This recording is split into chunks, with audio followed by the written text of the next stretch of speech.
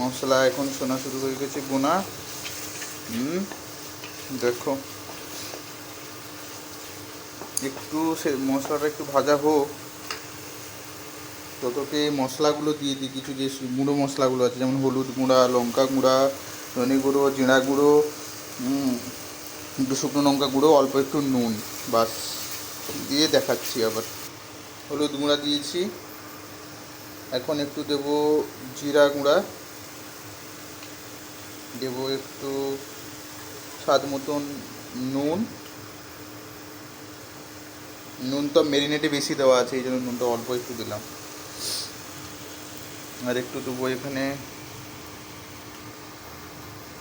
ধনে গুঁড়ো,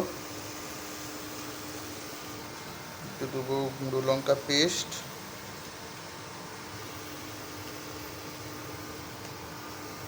বাস মিক্স করবো মশলাটাকে ভালো করে।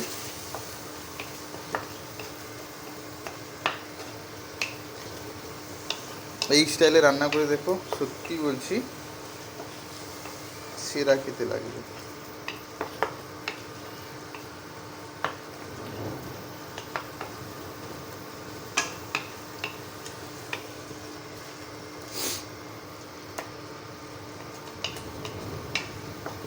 We'll wait for that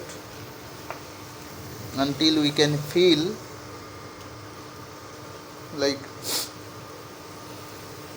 মশলাটা সুন্দর হয়ে গেছে। এতটা পর্যন্ত ওয়েট করবো আমরা।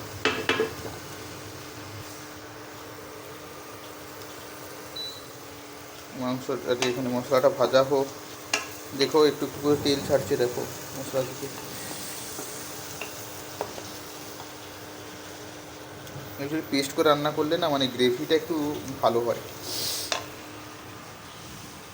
ভাত হয়ে গেছে, ভাতটা গড়িয়ে নেব। মশলা হয়ে গেছে, এখন চিকেনটা তুলে দেবো। বাস চিকেনটা তুলে দিলে একটু লেড়ে, আমি ভুলবো না গো আর কোনো দিন, ভালোবাসো তুমি মোরে, বলেছিলে গো ভালোবাসি গো, আজ কেন গো বলেছিলে গো ভালোবাসি গো, আজ কেন গো এমন হলো, এমন হলো, এমন হলো। আমি ভুলবো না গো আর কোনো দিন, ভালোবাসি